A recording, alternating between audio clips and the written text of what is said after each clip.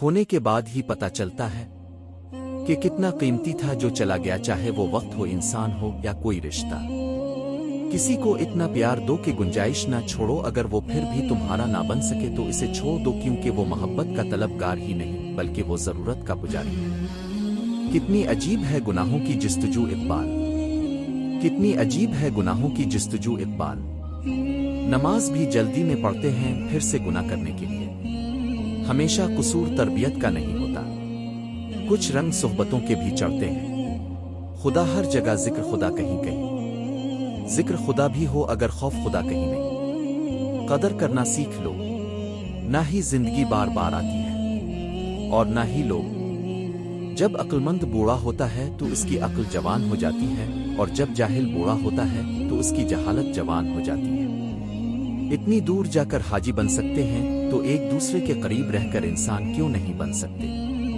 अब 40 आलमों को एक दलील से हर सकते हैं, लेकिन एक जायल को 40 दलीलों से भी नहीं हरा सकते। लोगों को हक बात भी वो पसंद है, जवान के हक में हो, जुबान को काबू में रखो।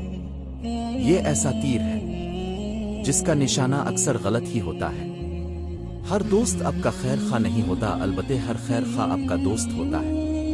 अपनी सारी बातें अपने रब के साथ करो, और अपने रब की बातें रब की मखलूक के साथ करो।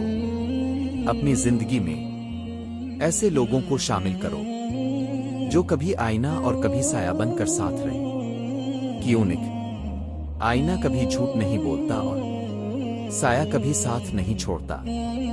जिंदगी बहुत मुख्तसर है, जब समझ आने लगती है तो दुनिया में रहने का वक्त बहुत कम रह जाता है। कुछ ऐसे बन जाओ कि तुम्हें देखने वाले तुम्हारी तरबियत करने वाले के हक में दुआएं करें। इंसान पर जब अच्छा वक्त आता है तो बाय मिलने वाली चीजों में सबसे पहले अपनी औकात बाहो लेता है।